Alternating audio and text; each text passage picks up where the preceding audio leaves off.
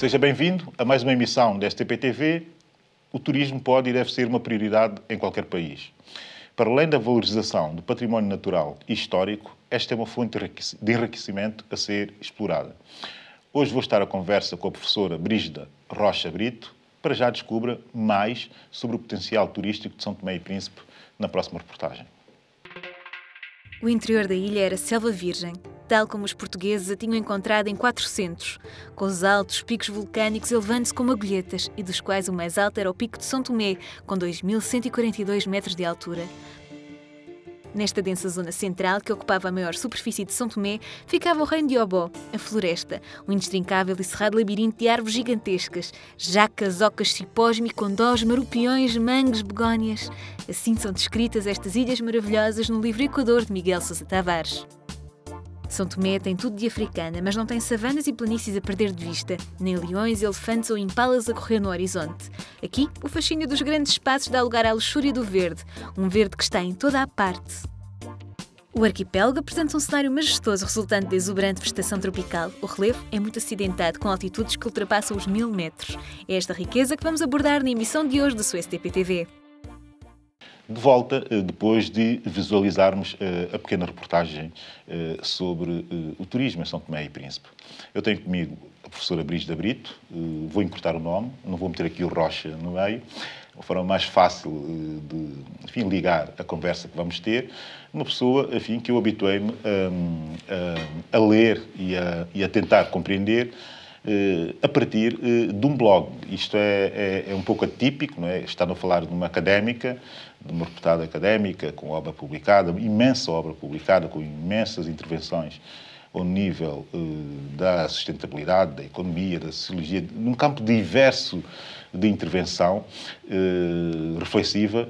Eu começo encontro a Brígida Brito num blog. Que é muito mais emocional do que propriamente científico e académico. Brígida, saudades do blog. Obrigado por ter vindo aqui e por estar aqui connosco. Saudades do seu blog. Muito obrigada, antes de mais, pelo convite. O meu blog é um blog muito pessoal, efetivamente, é um blog muito intimista e que retrata um bocadinho as minhas experiências pelas diferentes Áfricas pelos quais eu fui passando e com um destaque muito particular para São Tomé, que é um país que me tem acompanhado nestas incursões africanas e neste trabalho que eu tenho vindo a desenvolver em contexto africano e na promoção do desenvolvimento, muito com base no turismo.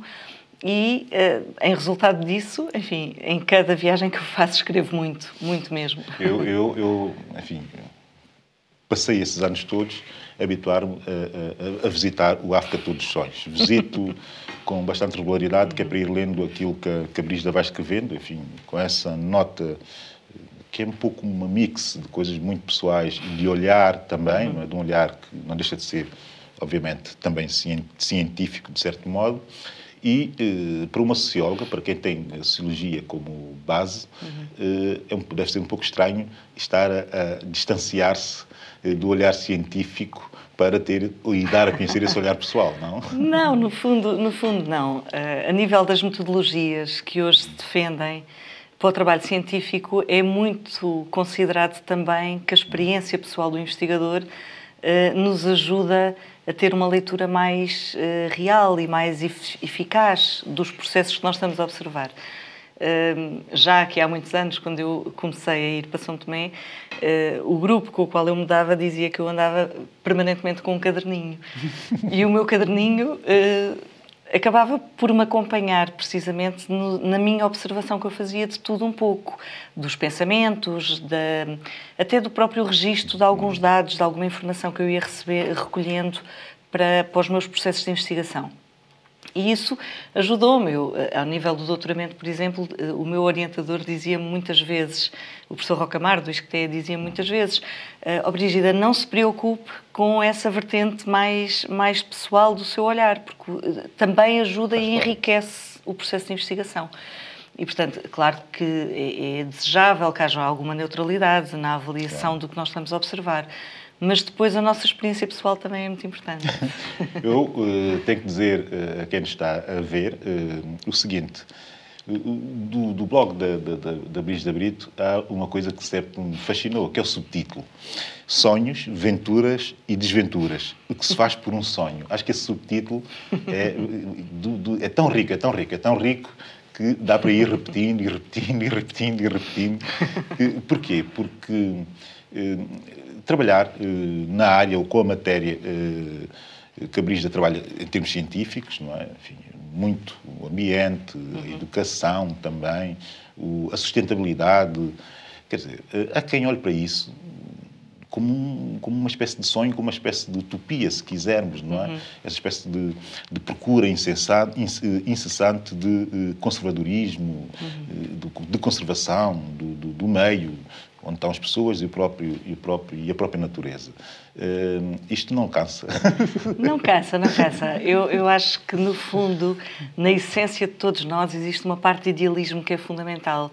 E é muito importante nós sonharmos com uma realidade um pouco melhor do que aquela que temos. E enquanto nos sentimos insatisfeitos, nós vamos procurando sonhar um pouco mais e ir um bocadinho mais além. E o conhecimento científico também se faz desse processo, que é, eu nunca estou contente nem satisfeita com o conhecimento que eu tenho do que quer que seja, eu quero saber mais. E aí, nesse processo de conhecimento, de valorização, eu estou-me a valorizar a mim, mas também quando eu passo para os outros aquilo que eu percebi, que eu compreendi, que eu estudei e que eu consegui conhecer um pouco melhor, então eu estou a contribuir também para eles avançarem. É uma ideia de partilha, no fundo. Isso é ótimo. O conhecimento científico, eu não o entendo assim como um conhecimento meu e fechado. Não, eu percebi, eu conheci, eu apreciei, eu avaliei, eu cheguei a uma conclusão e eu tenho que a partilhar. E dessa partilha resulta sempre uma discussão. Porque não temos todos a mesma cabeça, não pensamos todos com o mesmo padrão mental, nem olhar pode ser igual. Não é? Nem com o mesmo olhar. E, portanto, tem que haver aqui necessariamente uma discussão. E a discussão ajuda-me a repensar a minha forma de olhar para os processos. Quando eu olho para o ambiente, para o turismo, para a relação com as comunidades, para a ideia da sustentabilidade, no fundo, ela não é sempre bem vista, efetivamente, por parte de todas as esferas. E, sobretudo, ela é entendida muitas vezes como uma forma de vida mais alternativa, porque menos convencional.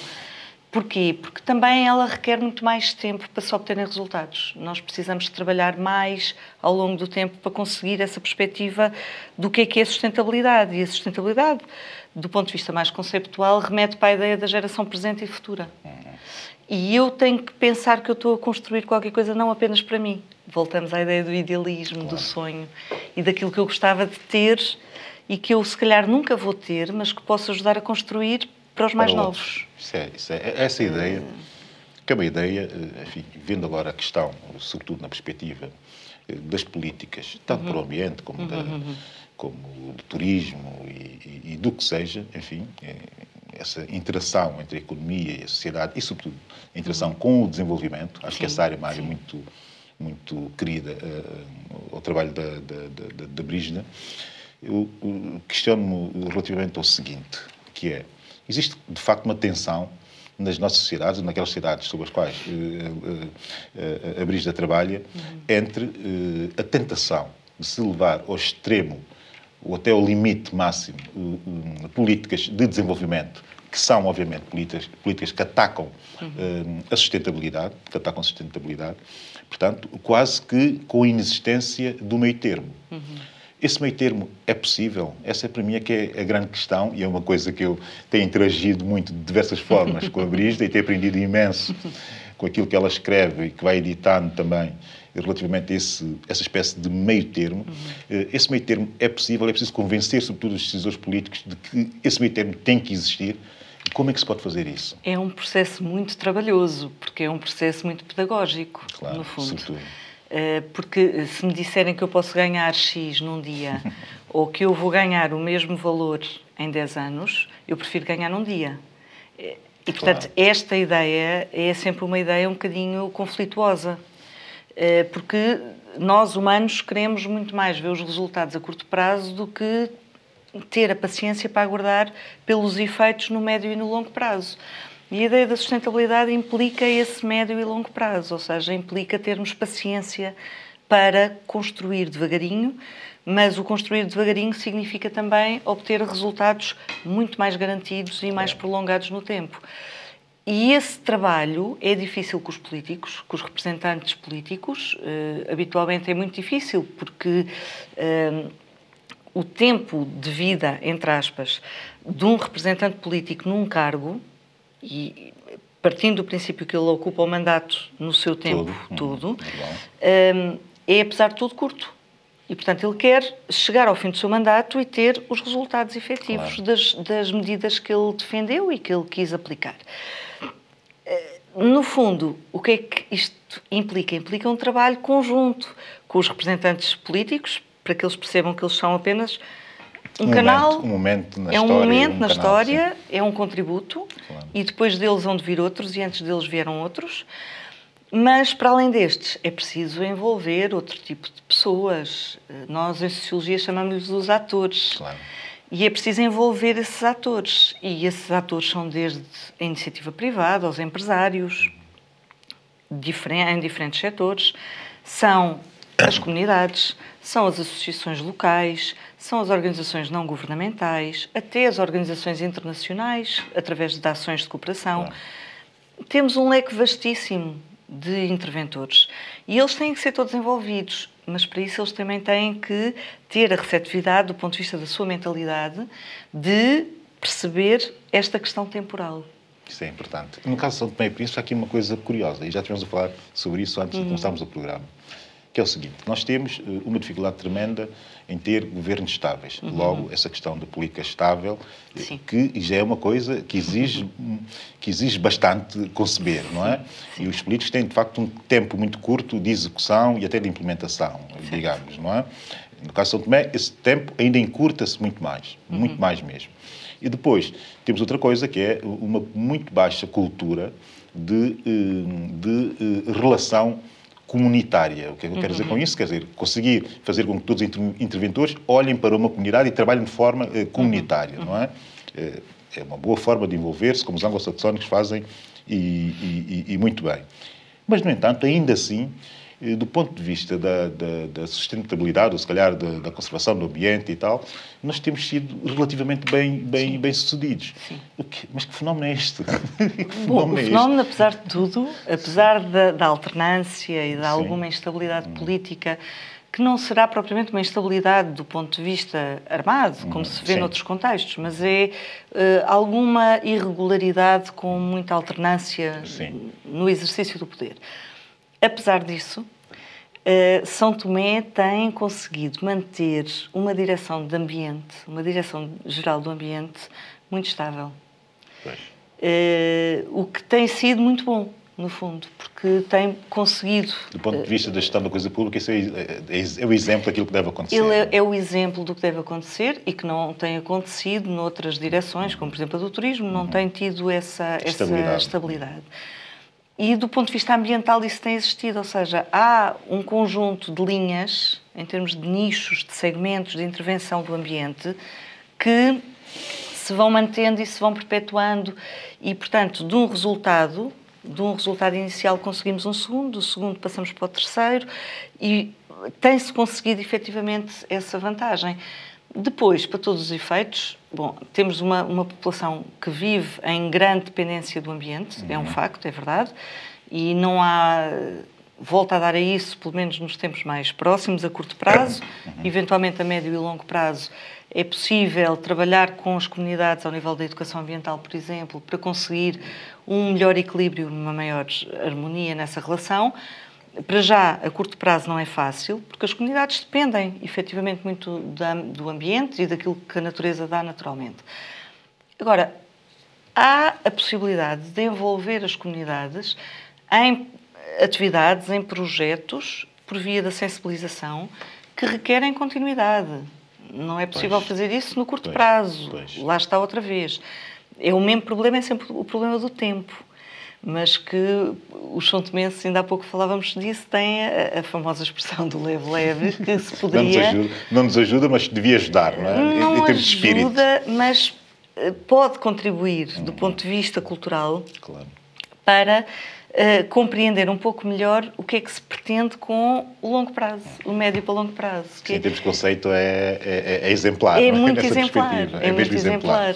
Agora aqui outra coisa, que é o seguinte. Neste momento, nos últimos 2, 3 anos, São Tomé tem beneficiado de uma visibilidade fora do normal, Sim. do contexto mediático internacional, sobretudo, enfim, naquilo que concerne o turismo do país. Não é? CNN, The Guardian, El Mundo, El País, acho que Il Manifesto ou algo assim do género italiano, sei lá, acho que The Spiegel, Financial Times alemão, Financial Times inglês, enfim, uma coisa, eu podia estar aqui a dizer os meios internacionais que nos últimos 3 anos têm dado essa visibilidade ao país. Já para não falar dos meios regionais, que também acontece com a comunicação social angolana, que é um mercado que nos interessa muito para o nosso turismo, do meu ponto de vista, e do meu ponto de vista de sempre. Quer dizer, essa pressão, que isto é claramente uma pressão sobre o país, no sentido, primeiro, de fazermos melhor, segundo, de facto, mantermos essa nossa boa ação política, digamos, na proteção ambiental, e enfim, de certa forma, e terceiro, também nos obriga a ter que repensar o nosso modelo de turismo, o nosso modelo de turismo. Ou seja, vamos quase que ser obrigados a fazer uma mix de um turismo um pouco mais intensivo, mas temos que manter, obviamente, o turismo de conservação ambiental, porque é, de facto, o nosso grande valor. Como é que um político pode lidar com esses dois aspectos, rentabilizando a questão da visibilidade, e depois rentabilizando o outro, não é? Que é vender a imagem do ambiente perfeito e verde que nós lá temos. Não é? Bom, como fazer isso? No fundo, o ambiente perfeito verde e azul, aquele misto do verde e azul, sim, verde e azul. Das tonalidades muito intensas e muito densas, tem que ser de facto mantido, porque essa é uma das 2 grandes imagens de marca de São Tomé. A primeira é o ambiente rico, denso, cheio de biodiversidade, com uma enorme importância de endemismo e, portanto, do ponto de vista ambiental, muito bem enquadrado. E a segunda são as pessoas. Claro. São os sorrisos, é a cultura, é a simpatia, a afabilidade do povo, a segurança. Também. E, portanto, temos ali as 2 grandes áreas muito importantes para o turismo,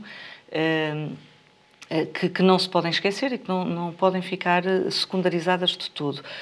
Para todos os efeitos, São Tomé tem aqui um fator importantíssimo, que é São Tomé ainda não tem propriamente a ideia do turismo de massas. Ainda não se pratica propriamente o turismo de massas, apesar de já termos hotéis de alguma dimensão, sobretudo na cidade, por via do Grupo Pestana, por exemplo, e no Bombom, não sendo um hotel de grande dimensão, mas que tem um impacto importante na Ilha do Príncipe. Apesar disso, não há propriamente a ideia de um turismo de massas, do turista que vai para o hotel, que tem tudo dentro do hotel, inclusivamente uma animação muito intensiva que lhe permite ficar lá fechado. Como acontece em Cabo Verde, em algumas ilhas, não é? Digamos. Por exemplo. Até Salto, sim. Ali, em São Tomé, isso ainda não existe. E, portanto, o turista que ainda procura São Tomé procura conhecer, procura visitar roças, ver o cacau, ver as plantações de café. E aí nós temos a possibilidade ainda, porque isso ainda não está completamente explorado, de criar fileiras de turismo. Como existem noutros países, como existe na Tanzânia, por exemplo, como existe na Jamaica, por exemplo, como até existe na Índia com o chá, por exemplo. Claro. E, portanto, pode-se criar perfeitamente fileiras de turismo associadas, por um lado, ao café, por outro lado, ao cacau, e, por outro lado, a outro tipo de plantações, a pimenta, a baunilha, por exemplo. Ou às frutícolas, por exemplo, também, a jaca, o sap-sap, a cajamanga, a manga, até porque há ali alguma sazonalidade em algumas frutas, portanto, poderá criar-se fileiras e explorar muito o turismo por uma lógica muito mais integrada, com apoio de outro tipo de setores, nomeadamente o agrícola. Esse tipo de turismo não está explorado, mas pode. E mais. No caso do Príncipe, da Ilha do Príncipe, por exemplo, vão agora começar a surgir pequeninas, que não são pequeninas, mas muito associadas à ideia da roça. Claro. Não, mas aí, se calhar, o impacto é capaz de ser muito mais contido. Não é? Os edifícios, em termos de edificação, por exemplo, já existiam. Não é? Certo. Agora, a questão será a ocupação humana, que poderá ser agressiva de alguma forma. Ou não. Se as comunidades se sentirem verdadeiramente empenhadas, envolvidas, trabalhadas e sentirem que também retiram alguma mais-valia deste tipo de iniciativas. Isso não é de todo impossível. Ou seja... Então, e uma forma de tornar isso possível, desculpe interromper, uma forma de tornar isso possível é, por exemplo, esse último trabalho que foi fazer em São Tomé, da criação de um manual para tornar... educação ambiental. De educação ambiental. Isto é uma forma de formalmente, digamos... Lá está, a longo prazo. Pois, aí está. O sistema educativo entrar também nessa... Esse projeto é uma iniciativa da Marapa, coincidentemente com a Associação Portuguesa de Educação Ambiental. É financiado por um Fundo Global do Ambiente, pelo GEF, e coordenado pelo PAPAFPA, portanto, Sim. há ali várias entidades que estão envolvidas nesse projeto do Manual de Educação Ambiental, mas que é muito interessante, porque o grande objetivo é dar às comunidades que estão na 8ª classe a possibilidade de dinamizarem uma mentalidade diferenciada relativamente ao ambiente, criando novas oportunidades. Mas estamos a falar da 8ª classe. Portanto, isto implica tempo. Mas isso talvez não fosse útil. Conceber também, digamos que um manual do mesmo género, um pouco menos denso, como é óbvio, para as comunidades. Para as comunidades e para as escolaridades níveis de escolaridades mais baixos. E começar logo de... Certo, o problema aqui é que com a reestruturação curricular que tem vindo a ser desenvolvida em São Tomé, há uma disciplina que se chama Área de Enriquecimento Curricular. E no 8º ano é que é a educação ambiental. Na 8ª classe. Está curioso. Pronto. E, portanto, uma certa constância até terminar naquela... É, porque depois a 7ª classe tem outra área, a 9ª classe tem outra área, e, portanto, tudo conjugado acaba por dar a ideia da cidadania. Ótimo.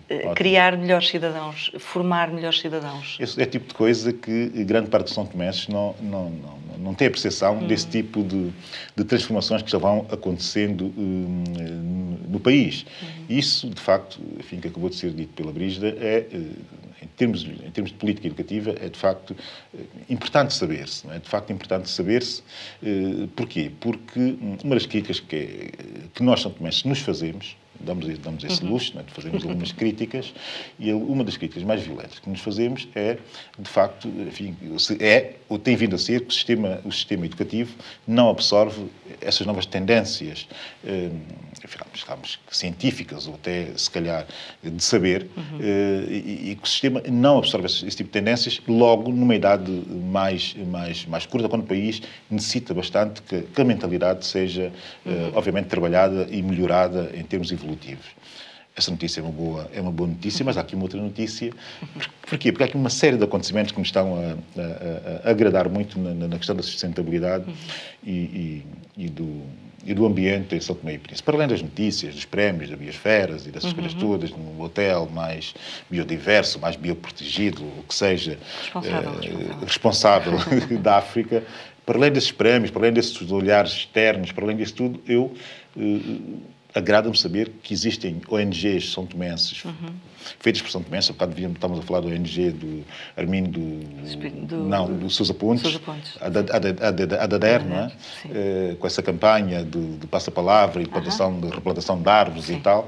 Ou seja, há aqui uma série de atores, como dizias muito bem, a trabalharem também fora do quadro institucional e informal na proteção, no ambiente e a comprometer-se, de facto, bastante fortemente. Isto é novo em São Tomé. Se bem que essas organizações já tenham 8, 9, 10 anos, mas só o facto de existirem ainda também quer dizer que esse espírito, esse compromisso existe também. Não é só uma questão da direção do ambiente, mas também das próprias ONGs ligadas ao ambiente. Até porque, e até a Brígida, que vai regularmente, quer dizer, uma coisa, tudo que tem que ver com o ambiente, acontece e flui com constância. Não é? E existe aqui é muito interessante, por acaso, perceber isso, que existe uma articulação entre esforços, do ponto de vista ambiental. Não há propriamente a luta de segmentos, ou de isto é meu, ou aquilo é do outro. Não, há uma complementaridade de trabalho e entende-se muito bem o trabalho dos outros. como um contributo para o desenvolvimento daquilo que é um espaço comum.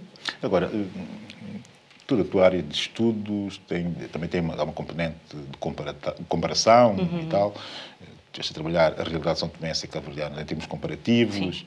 Antes, o teu tese de mestrado foi a Guiné-Bissau. Portanto, a lusofonia, para ti, é um espaço quase que único. Também em Angola e tal, e não sei quantos. Bem, mas aqui a minha questão é a seguinte, tem muito a ver com os pequenos estados insulares, né? Os célebres PEI.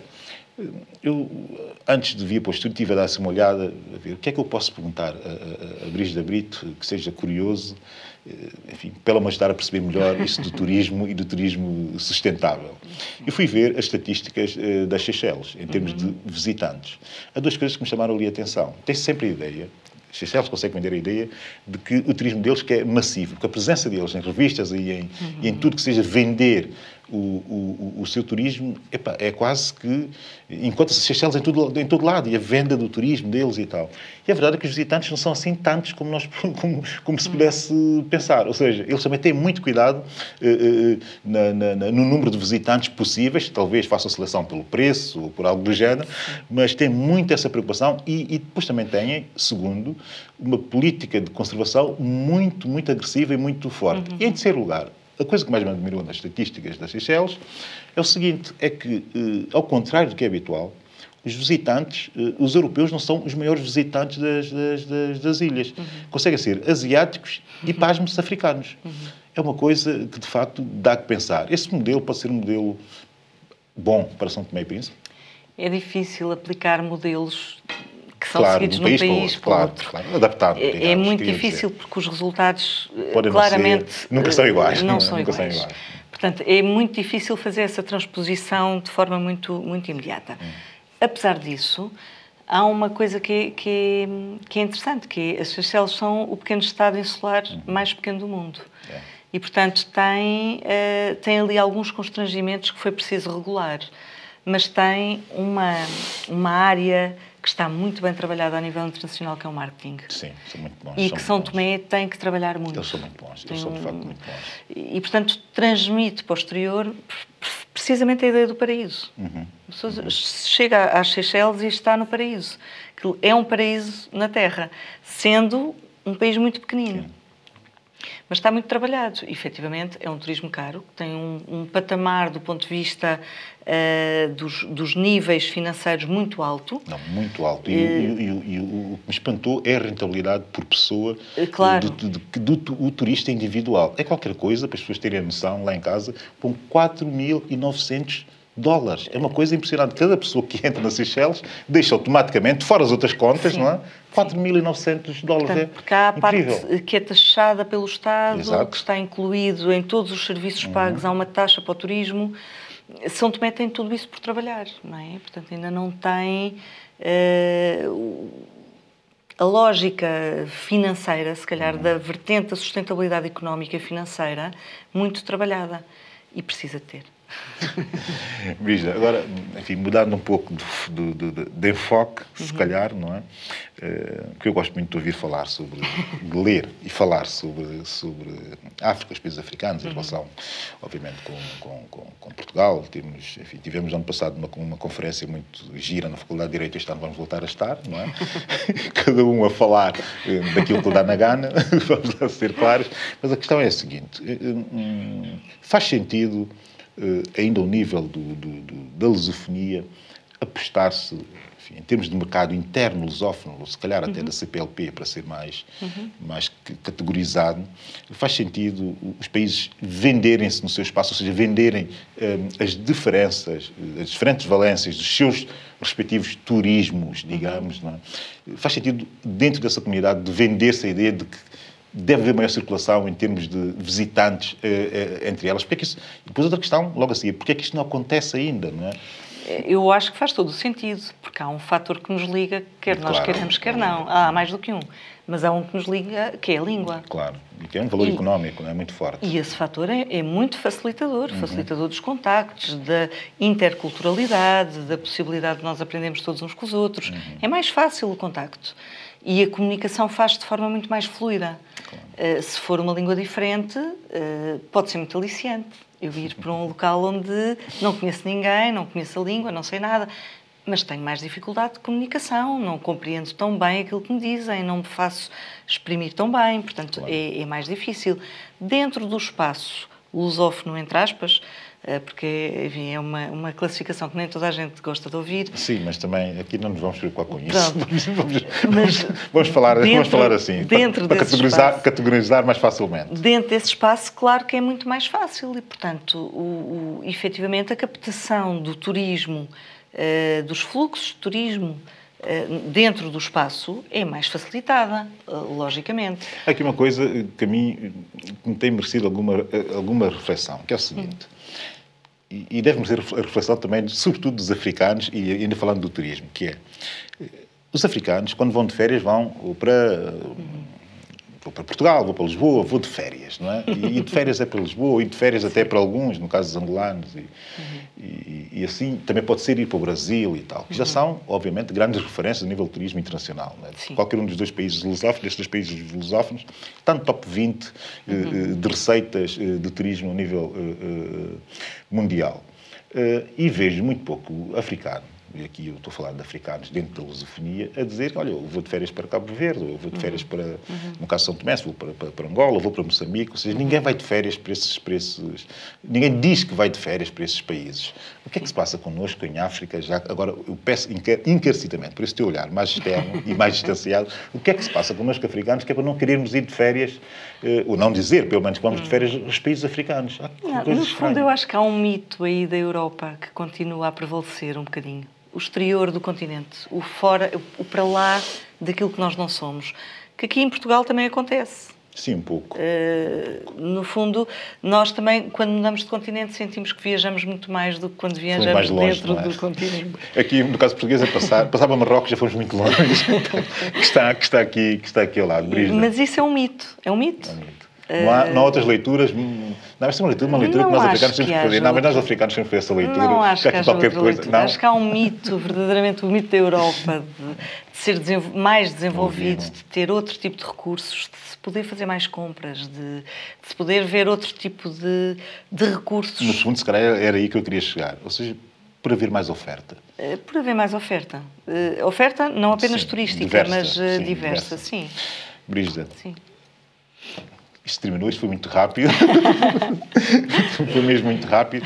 Espero que voltes, enfim, a próxima oportunidade para falarmos, se calhar, sobre o lançamento do próximo livro, não? Vamos ver. É?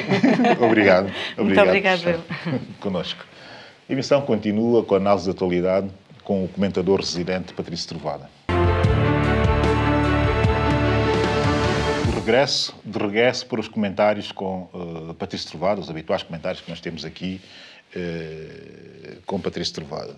Acontece que esta semana, enfim, em Portugal e enfim, em muitas partes, fez uma reflexão muito profunda sobre o 25 de Abril. Comemoravam-se os 40 anos enfim, da data desse grande acontecimento. Para muitos, digamos que a terceira vaga democrática ao nível internacional, uma vaga democrática pacífica e pacificadora. Enfim, houve reflexões para todos os gostos e para todas as crenças, se quisermos colocar assim a coisa. No entanto, para nós, africanos, há aqui uma coisa que ficou muito central, que é a conferência que houve na Gulbenkian, que teve como participantes tanto a parte portuguesa como a parte africana do processo de 25 de Abril. A conferência era 25 de Abril e o início da descolonização. Nessa conferência, enfim, estiveram o Lopo Nascimento, o presidente Chissano, o Mário Soares, uma série de personalidades de Portugal e, enfim, e de África. O presidente Chissano talvez tenha feito a afirmação mais forte de toda a conferência, porque é uma afirmação que carece de alguma reflexão. O presidente Chissano disse o seguinte: o 25 de Abril deu-se porque Portugal perdeu a guerra colonial. Esta afirmação é uma afirmação que merece muita reflexão. A guerra colonial foi determinante para o 25 de Abril, mas houve outras variáveis também determinantes. Presidente Troada, como comenta esta afirmação de Joaquim Chissano? Olá, Abílio. Eu acho que primeiro, 25 de Abril, foi a vitória do povo português. Do povo português contra um regime opressivo, um regime caduco, um regime, acho, fora do tempo. E, em primeiro lugar, sim, é a vitória do povo português, a determinação dos capitães de Abril. É verdade que há um contexto, guerra colonial, acho o fim também de algumas guerras, não é? Nomeadamente a guerra do Vietnã. Portugal cada vez mais isolado, mas sabe, provavelmente, tirando de fora a Guiné-Bissau, eu ainda acredito que Portugal tinha a capacidade bélica, o regime fascista tinha a capacidade bélica para aguentar ainda, do ponto de vista estritamente militar, a guerra em Angola e em Moçambique. Talvez também, eu diria que de todos os países em que conhecia-se a guerra colonial, talvez os contornos da guerra na Guiné-Bissau teriam tido mais influência do que realmente a guerra em todas as ex-colónias. A Guiné-Bissau tinha declarado a independência, o PAIGC, porque controlava de facto uma grande parte do território e, nomeadamente, a supremacia aérea da Força Aérea Portuguesa estava posta em causa pelo facto de que o PAIGC, na altura, tinha recebido mísseis, os SAM-7, salvo eu, que ameaçavam, de facto, o controle do ar pela Força Aérea. Daí que eu acho que tudo isso criou condições propícias para o fim do regime, mas a quem se deve, de facto, é aos próprios portugueses e ao povo português. Tivemos ainda, ao nível internacional, mas desta vez dentro do nosso continente, em África, hoje estamos a ter indícios inquietantes num país que está, neste momento, na minha consideração e no meu ponto de vista, a ter um momento bastante interessante e com um presidente extraordinariamente interessante. Refiro-me a Senegal e a Macky Sall. No entanto, o Macky Sall, claramente um político reformista, eu ainda, há coisa de semana e meia, vi uma extraordinária entrevista que ele deu ao Euronews, que eu aconselho vivamente a procurarem e a verem. Um político africano completamente descomplexado, despoeirado e com um olhar muito claro sobre o futuro do continente e do seu país. Eu dizia que no Senegal pode haver aqui um risco de destabilização. Porquê? Porque o ex-presidente, o AD, regressa ao Senegal, depois de estar ausente durante alguns tempos, e o que é que faz?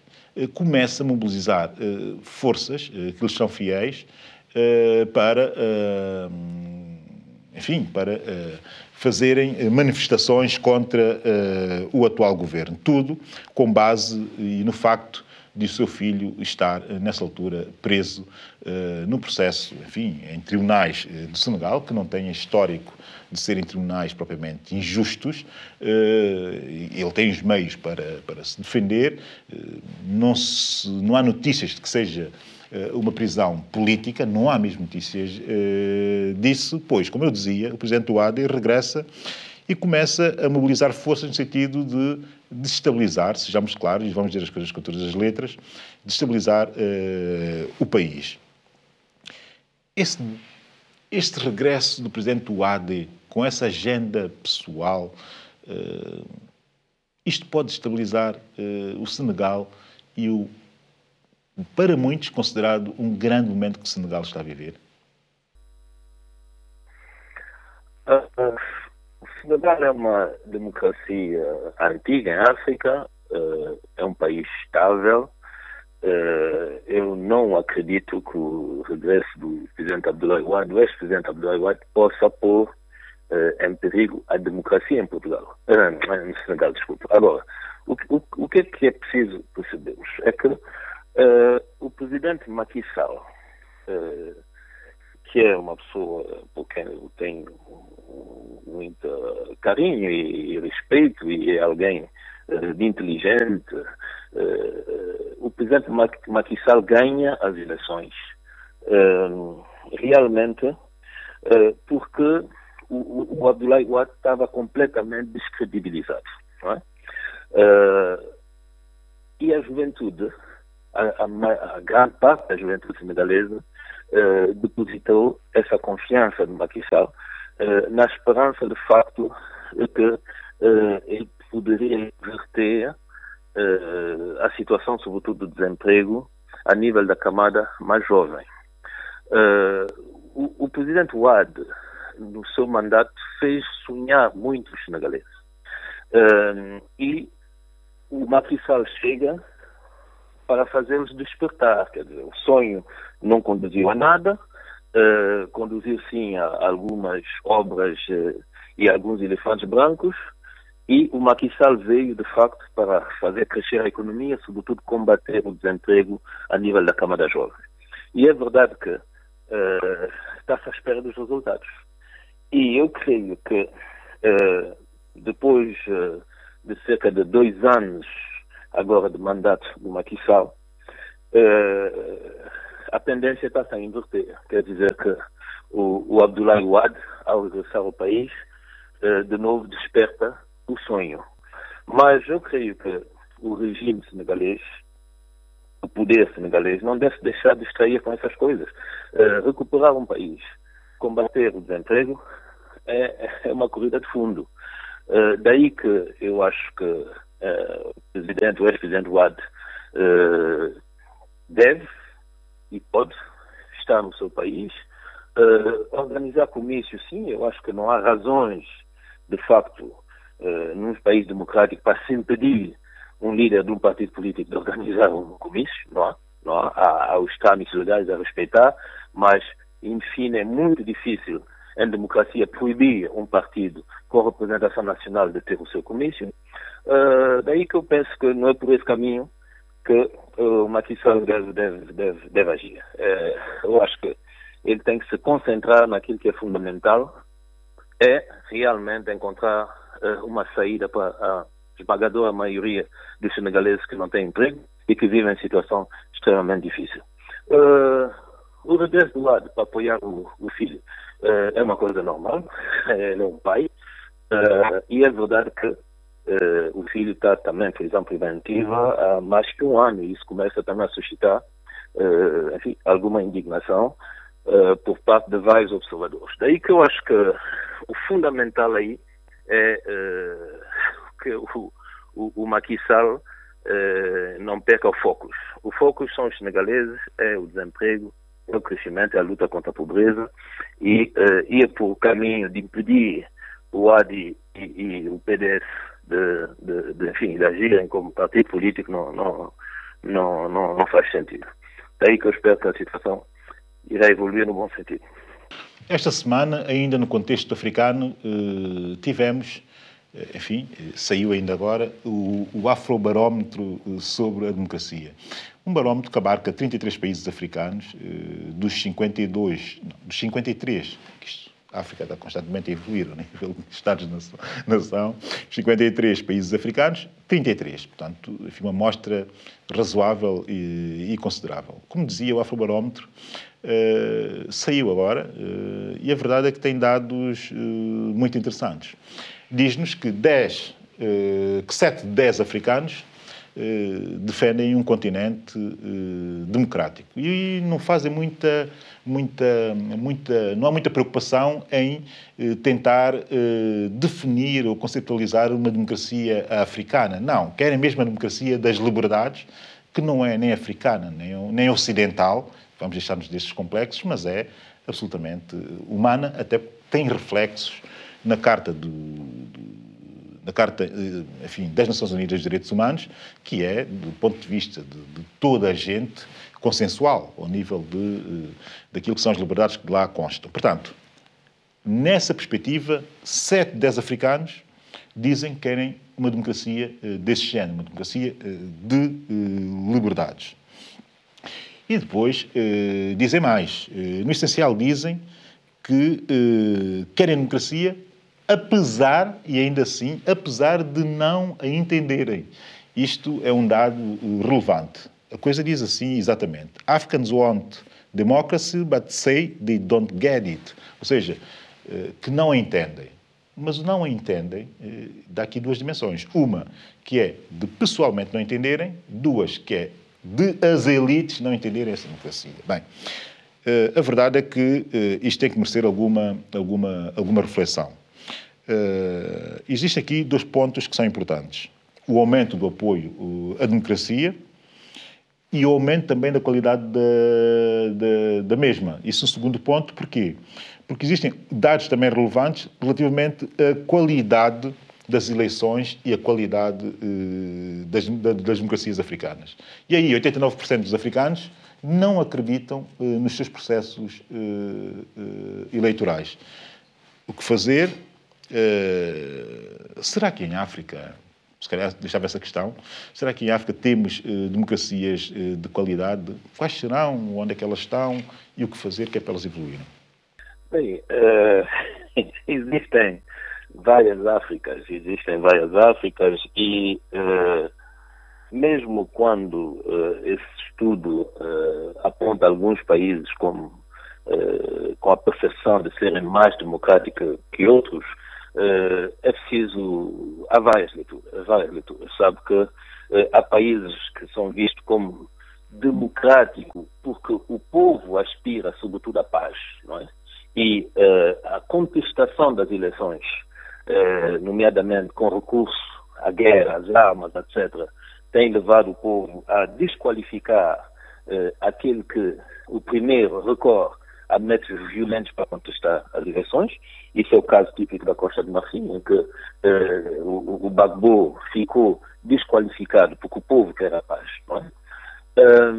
E há, digamos, essa situação de qualidade de democracia quando as eleições correm bem, mas eu creio que a democracia não é só termos eleições que correm bem, quer dizer, porque depois essas eleições legitimam, de facto, um poder, mas a democracia é uma dinâmica. É uma dinâmica social que, quando se tem o poder, devemos continuar a ouvir e a seguir essa dinâmica social, traduzindo em leis, em atos concretos que permitem os cidadãos se sentirem, de facto, parte do futuro do país, do presente do país, e se sentirem ouvidos pelos poderes políticos. Ora, o que tem acontecido muitas vezes, mesmo quando as eleições correm bem, de uma maneira transparente, o que tem acontecido é que depois, nessa dinâmica social, nessa evolução da sociedade, nessa interação a nível da sociedade, em vez de criarmos regulamentos, leis, um contexto econômico, jurídico, de direito e de liberdade, o poder político começa a pensar como é que vai se manter no poder. É eleito democraticamente, mas depois esquece a democracia para estar, digamos, concentrado na maneira como se manter o poder, utilizando de modo, digamos, democrático, já que é um poder investido, leis, etc., para a manutenção do poder, e aí a democracia perde em qualidade.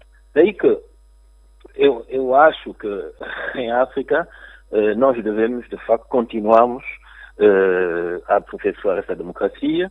Não são só as eleições, são, de facto, tribunais completamente livres das influências políticas, é o acesso a lugares públicos sem nepotismo, através da competência, através de concursos, é uma comunicação social pública, mas também espaço para a comunicação social privada, é abertura e o acesso à internet para toda a gente.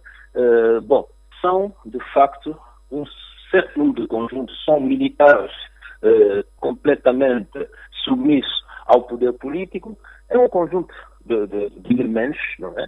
Que depois dão, de facto, a qualidade da democracia. E se nós vamos ver isso, país por país, de facto, veremos que há muito trabalho ainda que se tem que fazer. Mas vamos passo a passo. Primeiro, eleições livres, justas, democráticas.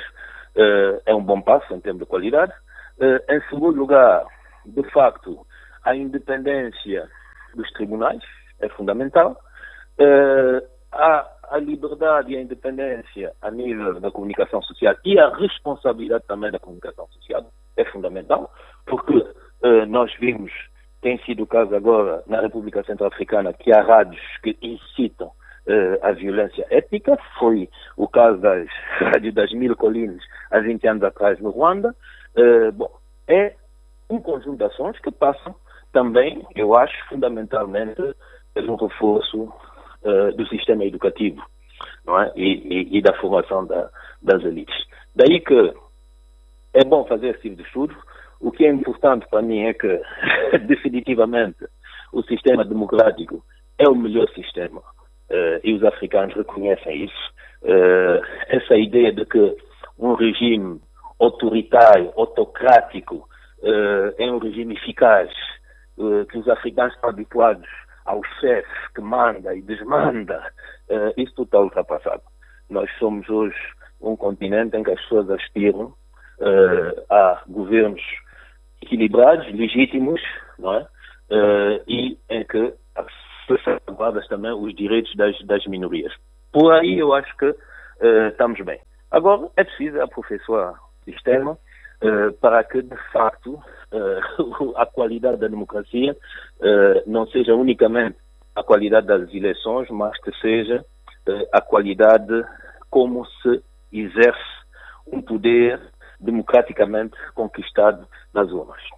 Antes de passarmos à atualidade são-tomense, fique atento a esta reportagem. A Comissão Eleitoral Nacional reuniu-se com os partidos políticos do país e com os representantes dos órgãos do poder local para informar que pretende alterar o método de eleição de mandatos nas próximas eleições autárquicas e regionais, previstas para julho deste ano, em simultâneo com as eleições legislativas. O anúncio foi feito pelo presidente deste órgão à saída de um encontro com os partidos sem assento parlamentar.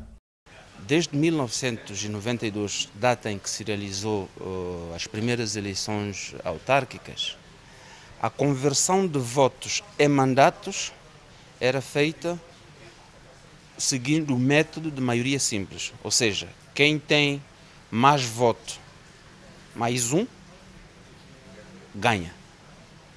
E isto não demonstra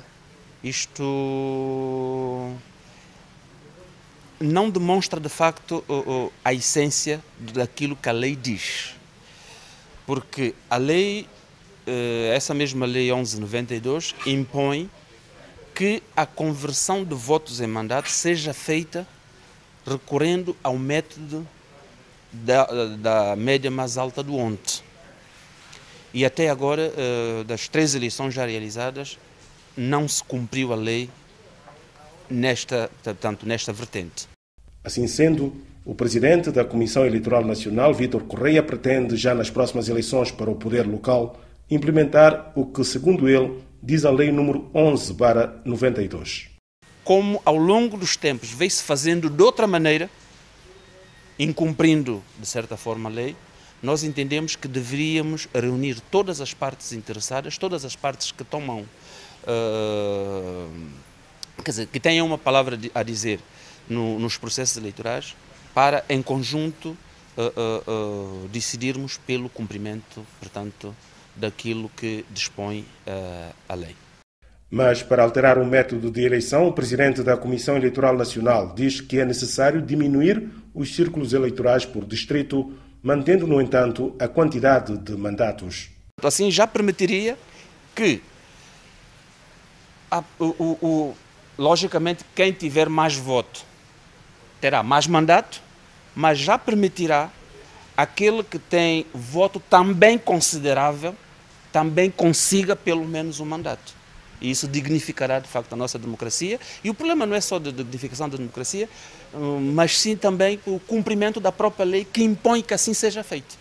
22 anos depois, a Comissão Eleitoral Nacional dá conta que a lei eleitoral não vinha sendo cumprida no que toca às eleições autárquicas e regionais e pretende alterar o método de eleição de mandatos.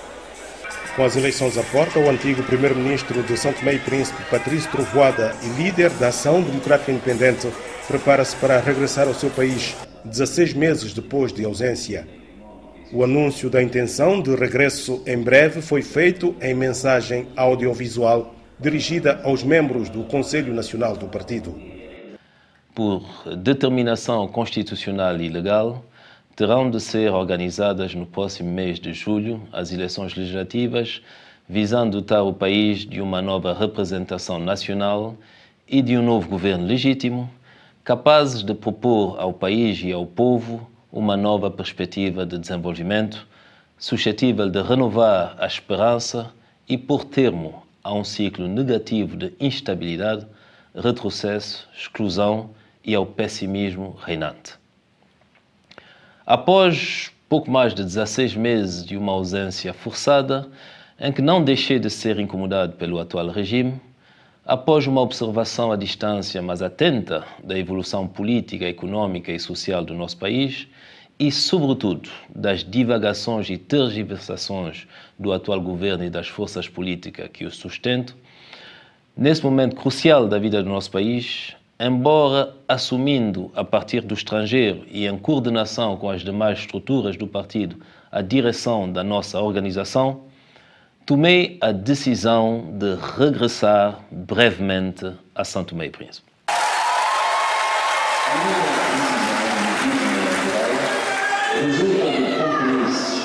Em finais de 2012, o líder da Ação Democrática Independente, o maior partido político do país, foi demitido pelo Presidente da República, Manuel Pinto da Costa, na sequência de uma moção de censura tendo saído do país, no seguimento de alegadas ameaças feitas contra si e os seus mais próximos.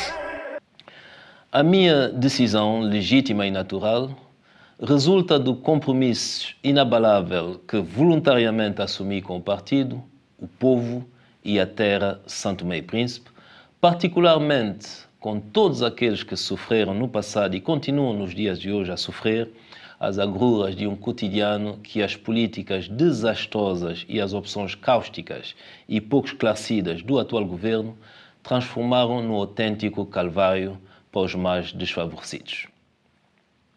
Quero aproveitar esta ocasião sublime que a democracia nos oferece para apresentar, promover e defender em nome do ADI a nação inteira, a nossa visão do desenvolvimento futuro de São Tomé e Príncipe, o nosso compromisso eleitoral e mobilizar uma ampla coligação de vontades de todos aqueles que acreditam que o país pode fazer melhor para concretizar o sonho que habita em todos nós de um país unido, moderno, próspero, pacificado e de oportunidades para todos. Não acreditamos em fatalidade e tudo faremos para que a próxima geração tenha orgulho do país em que nasceu e vive, bem como de todos aqueles que tornaram possível esse sonho dos nossos antepassados. Patrício Trovoada disse que regressa porque acredita no bom senso dos santomenses e na coragem de homens e mulheres de São Tomé e Príncipe. Regresso a São Tomé e Príncipe porque acredito na sua juventude, nas mulheres e nos homens santomenses, na sua capacidade de transcender e vencer os obstáculos. Mas acredito igualmente no bom senso dos homens, em travar as derivas totalitárias e ditatoriais, a violência política, nas suas capacidades em resistir às ameaças e intimidação e a todas as atitudes que ferem a nossa democracia e os direitos dos nossos compatriotas.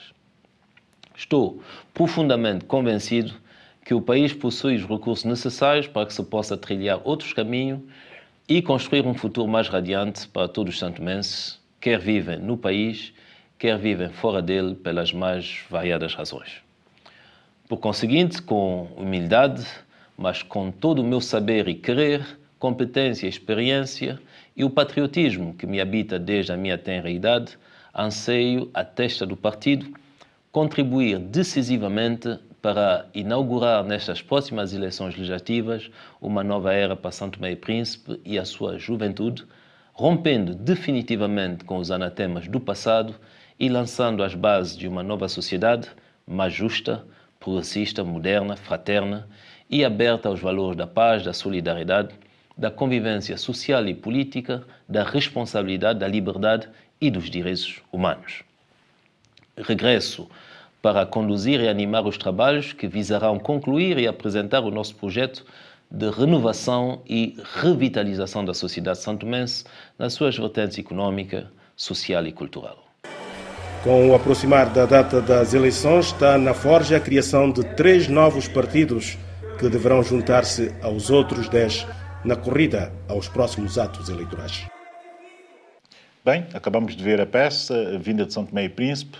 Patrício Trovada, o que é que acha do conteúdo da mesma?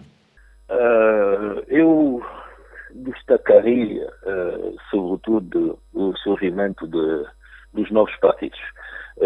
Eu penso que a CNE apresenta novas regras. O que é importante é que as pessoas votem maciçamente e que o processo todo, até a publicação dos resultados, seja um processo transparente, claro, sem contestação. Agora, os novos partidos, de facto, isso é interessante porque são partidos inspirados por personalidades que estão, digamos, em ruptura com os seus partidos de origem, fundamentalmente. E quando não são partidos de origem, são famílias políticas de origem, não é? Daí que eu acho que vamos, se calhar, ter aqui propostas diferentes, propostas alternativas, mas o senão dessa situação é que a maioria desses atores têm sido atores políticos, gente de grande influência na vida política e económica de São Tomé e Príncipe há cerca de 30 anos. Daí que eu não sei, de facto, e estou à espera, e estamos todos à espera de saber quais são as propostas inovadoras, alternativas, que vão trazer no debate político. Agora, é evidente que no sistema eleitoral proporcional, a multiplicação de partidos dificulta a obtenção de maiorias absolutas. E o que é verdade é que por detrás desses partidos todos existe o risco, não diria a intenção, mas existe o risco, de facto, de não se conseguir, nomeadamente para o ADI, que é um partido que já disse que vai concorrer sozinho e que é o maior partido de São Tomé e Príncipe, existe o risco de não obter a maioria absoluta. Não obtendo o ADI a maioria absoluta, eu estou convencido que as dissensões que dão origem hoje a todos esses partidos serão ultrapassados para que se crie de novo uma nova troika para dirigir São Tomé e Príncipe. Daí que vamos ver. Eu penso que o povo São Tomé é um povo com um bom grau de entendimento da coisa política, com um bom conhecimento dos diversos atores políticos, mas vamos esperar, sobretudo, qual é a oferta política, qual é o projeto que cada uma dessas formações políticas vão trazer ao público. Agora, mais uma vez, é preciso nós percebemos que a tal questão da qualidade da democracia, não é? Vamos às eleições, eu espero, de facto, que esse anúncio se faça e que nós tenhamos a data das eleições, vamos às eleições legislativas. Todos nós estamos à espera que esse processo seja um processo claro. Estamos a contar com a CNE, estamos a contar com os tribunais que devem depois anunciar os resultados, publicar os resultados, e, de facto, estamos à espera que essas eleições permitem São Tomé e Príncipe conhecer uma era de estabilidade indispensável para o seu desenvolvimento económico, social e cultural. Porque não basta só, de facto, fazermos boas eleições, o país depois tem que ser governado, tem que ser governado na estabilidade, e as reformas têm que ser feitas em um parlamento que, de facto, se investe dessa função que lhe é delegada pelo povo para transformar São Tomé e Príncipe. Não pode ser, de facto, eleições para repor uns de um lado, outros do outro no parlamento, políticos que só se preocupam com a sua vida pessoal, as suas intrigas, as suas querelas e as suas rivalidades, e que não trazem nada, de facto, de concreto aos santomenses, nomeadamente à juventude santomense. As minhas sugestões para hoje são, como não podia deixar de ser, o livro da professora Brígida Brito, Turismo em Meio Insular Africano, Potencialidades, Constrangimentos e Impactos, um livro de 2010 da Gerpress. Aconselho vivamente. O segundo livro, Jorge Monbiot, Calor, Como Impedir o Planeta de Arder, de 2007, da Via Ótima, também aconselho, é um livro essencial. Terceiro livro, Esther Duflo e Abnit Banerjee, Economia dos Pobres, repensar de modo radical a luta contra a pobreza global. 2011, Círculo de Leitores. Esse último livro é qualquer coisa. Hoje focámos o tema de turismo, por isso mesmo deixo-lhe o convite para que visite as ilhas maravilhosas de São Tomé e Príncipe. Estou aqui quase feito um locutor da RDP África com essa coisa das ilhas maravilhosas. Antes de terminarmos, deixo também a recomendação habitual para visitar o nosso canal do YouTube e no Facebook. Por hoje ficámos por aqui, mas temos encontro marcado no próximo sábado às 18 horas. Eu sou a Billy Neto e essa é a STP TV, a sua nova televisão, como já sabe.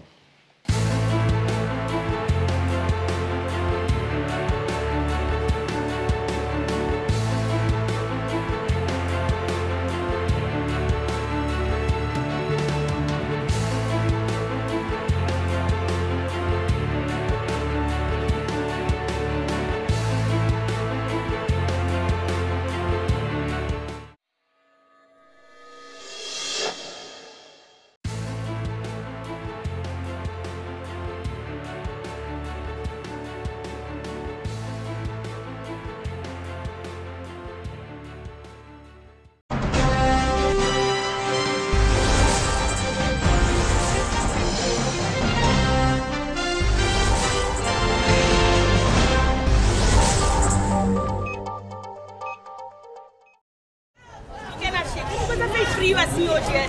Não tá frio, verdade. Muito frio. Depois eu acho chuva. Chuva demais, agora a gente tá querendo comprar como Sim, pequena, ontem, lá na zona, não fosse, podia chamar a polícia. Morte muito, já matava gente muito. O quê? Eu não tenho a luta dessa zona. Já lutou, porque já ligou a polícia foi e pronto.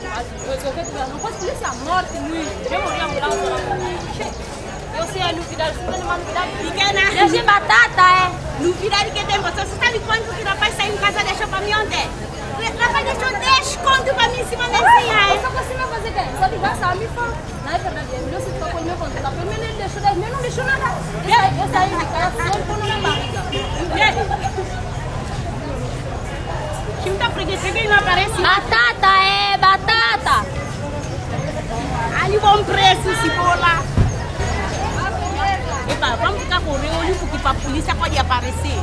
Vamos ficar com o reolho. Não tá vindo, né? A gente tá à vontade aqui hoje. Hoje nós vai vender. Porque tem lá que a gente não tem. Esse dia tá chovendo. Vamos conversar. Conversar o quê? Não consigo com quem? Chefe, deixa um gás vender aqui e depois um gás conversa. Eu que não consigo com ninguém. Vai ser. Vê, gostava de ver minha cara, eu sou bonito. Não, chefe, deixa eu conversar. Não quero saber. Põe a galera dentro, põe a galera dentro. Chefe, tem polícia, pera, só polícia tem filho. Nós somos mãe de família. Vocês também são pai de família. A gente tá vindo pra gente procurar coisa pra gente. Mas nós estamos a cumprir o nosso dever. Eu não quero saber, Mas só polícia, a gente tem batata, vem minha colega tem cebola. Chefe, que tal uma fresquinha? Uma fresquinha como? Sabe que chama fresquinha passada? Uma fresquinha? Sim, toma. Então, tá-se bem. Mas sabe que vai fresquinha? Vamos ver se a caça aqui. Cebola, batata. Diretamente. Deixa, vamos pegar já. Veja tem batata, tem cebola. Fresquinha. É batata de batata. Dê-me cebola.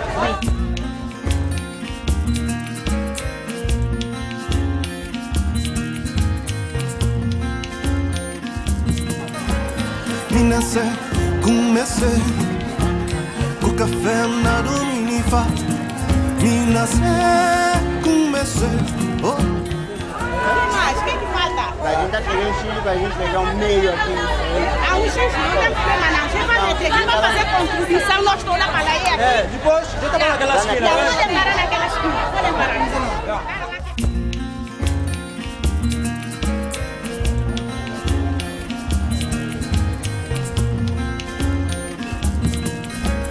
Minase, comecei o café na Dominifa.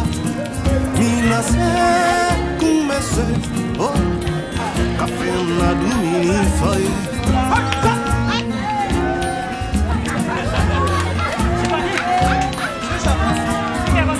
Minase, comecei café na Dominifa. A gente já tomou um meio, estamos bem. Agora a gente vai espantar essa gente lá de fora. Você tem que ir pra lá dentro, pá. Tem que ir pra dentro. Sim, mas eles vão ter que ir na rua. Nós precisamos pisar falando pra ver uma complicação. Só pisa coisa, ainda tem que pagar, não sei o que. Não, a gente vai acabar com essa coisa agora. Sim. Nós estamos nessa missão, né?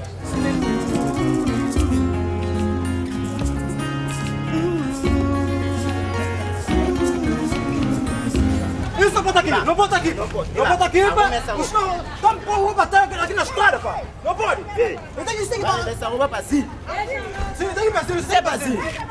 Você não pode deixar roupa aqui na estrada. Vamos. Vai deixar roupa aqui na estrada, sério? Vai pegar roupa na estrada? Aí.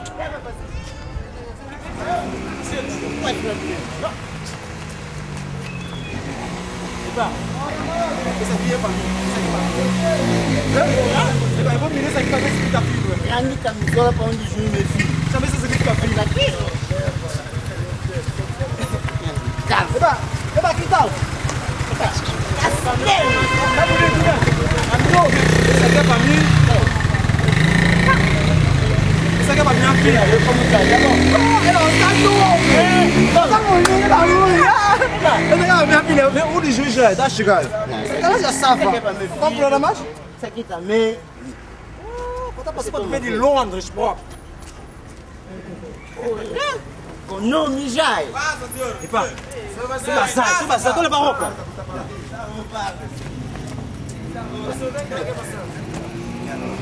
Isso aqui eu vou levar pra mim. Já. Dá-se bem. Eba, baixou. Você fica aqui ainda? Não, tá bom. Não, ele vai ficar ainda. O que você vai fazer mais? Acho que isso aqui cacei, não tá bem não. Ele tem que trabalhar algum motoqueiro para ver se sai mais dinheiro. Ah, então tá bom. Você que filho não dá para nós chega para casa, pá. Epa, então tá-se bem. Já. Epa. Já vê só. Já. Epa! Baixa, amor. O que mais? Epa, baixa de apito, papito. O que você vai fazer? Vou fazer operação, rapaz. Chefe, vai fazer perguntar assim mais? Epa, cuidado. Cuidado. Já. Você é meu colega, amigo, cuidado. Eu vou tomar cuidado sim. Tá bom, né? Já. Fica bem. Já. Tchau. Já.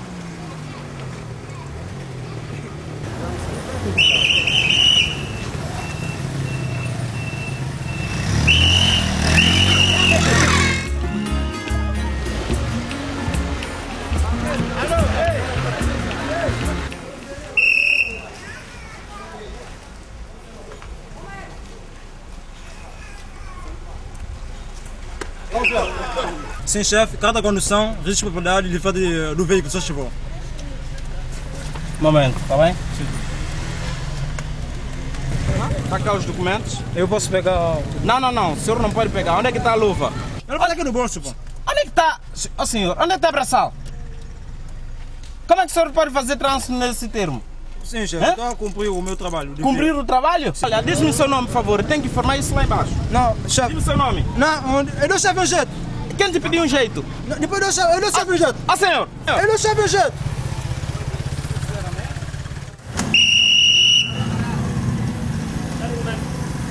Ajuda.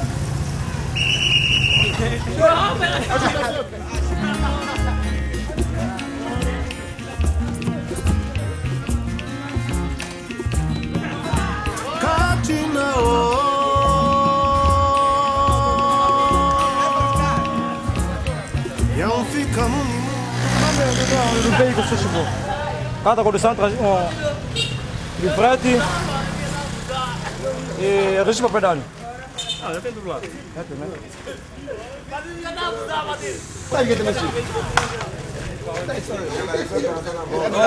Por favor, diz-me o número do teu carro, se chegou. Não está a brincar comigo? Se nem o número de identidade eu sei, quanto mais a carta? Eu já te peguei. Essa carta é roubada.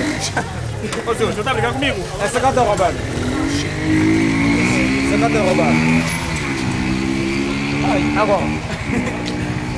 Essa não está presa. Essa não está presa.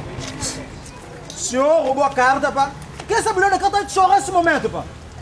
Vocês comentam cada coisa, pá. O senhor roubou a carta. Eu tenho que estar aí, senhor. O senhor roubou a carta, pá. Eu tenho que estar aí, senhor. Sinceramente, eu tenho que estar aí. Eu tenho que estar aí. Senhor, não quer me falar. Eu não quero me falar. O senhor veio olhar-me já, pá. Para escapar, não há hipótese. Está presa. A moto está presa. Está presa. Senhor, mostra-me os documentos. Ah, sai de casa. E estou fazendo agora. Eu estou em praça. Está presa. Está presa, está presa. Moto está presa. Moto está presa. E eu quero fazer o que com você agora? Pegar você, mata você mal? Eu vou dizer que o policial está trabalhando mal? Não há hipótese, pá. Está presa. Vê. Pai, não tem nada para fazer com você. Eu acho que tem algo a fazer agora. É você fazer o salgo lá, pá. Resolve esperar vocês os três lá, pá. Eu tenho que esperar vocês. Tem uma coisa a falar? Fazer lá de vocês os três. Estou feliz, eu não tenho nada aqui, estou zero. Estava falando comigo, ver se 600 para uma aceitar levar a moto. Pô, como é que ela está abusando comigo? Viu com documento, pá?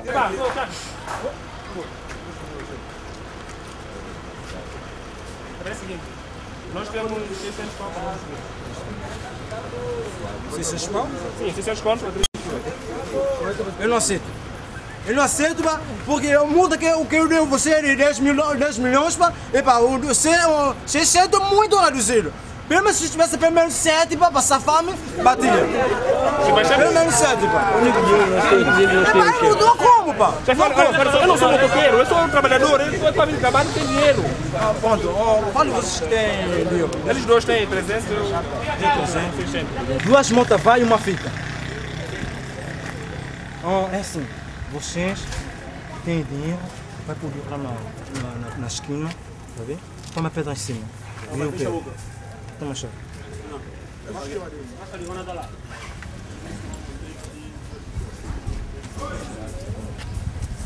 Mas não dá um jeito, pá. Epa, você, pá, eu não tenho como fazer para você.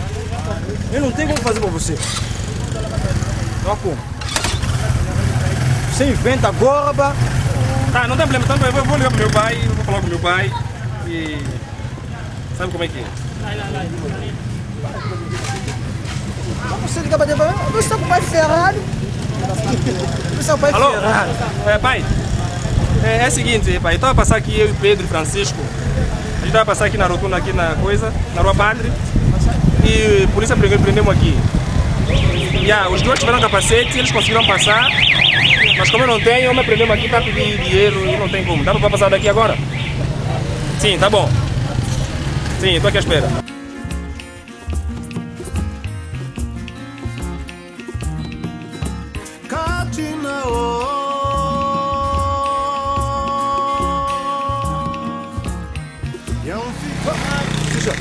É o senhor que prendeu meu filho?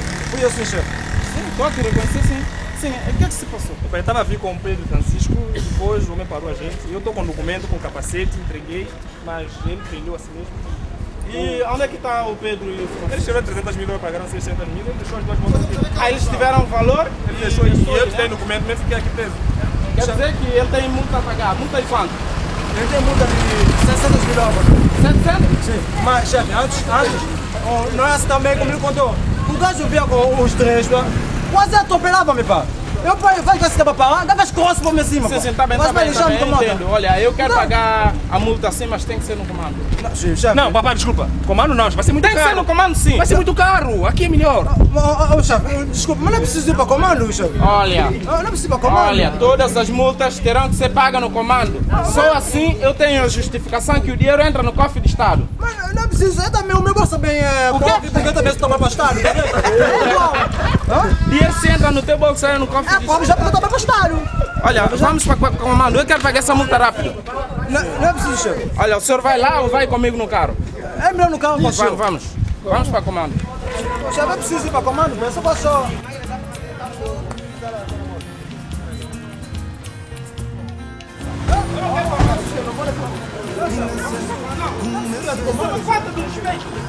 Pega a pessoa de dinheiro na estrada, toma a pessoa de dinheiro na estrada. Não, já coisas já resolvem facilmente, chefe. Não resolve aqui, assim, as coisas não resolvem assim. Epa, eu preciso pagar no comando. Não precisa, chefe. Não precisa.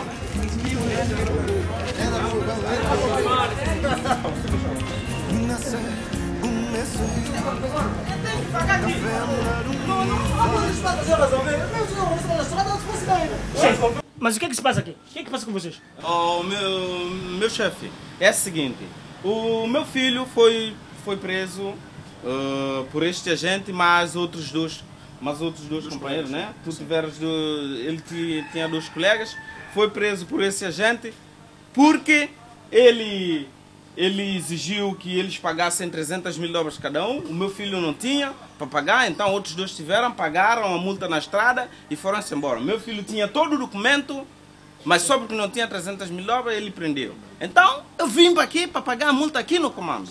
Sr. comandante, eu fiz sim, mas eu posso explicar como algo aconteceu. Quando eu faço o sinal de stop, que é para os moços pararem, os moços para parar ainda fazem o cross, vem com mata para atropelar, para bater nas pernas também. Mas é por isso que eu multei os gajos. Quem te deu ordem para fazer o trânsito? Não, quem melhor é para manter a ordem pública. Você é polícia do trânsito? Não, Sr. comandante. Aonde é que está abraçado? Você está despromovido. Faz favor, tira o meu patente. Sr. comandante, desculpa. Eu não quero falar muito. Esse só é despromovido, Sr. comandante. É despromovido porque você cometeu um crime. Vamos, tira a patente. Tira a patente rápido. Tira a patente rápido. Sr. comandante, há erros que muitas vezes a gente pode corrigir, Sr. comandante. Sim, mas você vai corrigir com despromovido que você vai ser. Sr. comandante. Vamos, tira a camisa. Eu sou pai de família, Sr. comandante. Deveria pensar nisso. Mas, Sr. comandante, não é por isso só também que o senhor também está julgando dessa forma, Sr. comandante. É isso mesmo que você tem que fazer. Vamos, despacha. Sr. comandante, pelo amor de Deus, pá. Estás a perder tempo. Não quero falar, vamos. Tira o sapato da polícia. É para o senhor aprender. Tira o sapato. Não tem o seu comandante aqui, não. Deveria pensar primeiro. Dá-me o sapato. Põe o sapato aí. Comandante, tolera-me essa vez só, Sr. comandante. Hoje só, Sr. comandante. Vamos, tira a calça da polícia. Sim, calça? Calça também da polícia. Calça também não. Sr. comandante, calça não. Vai tirar a calça ou quer ir à esquadra?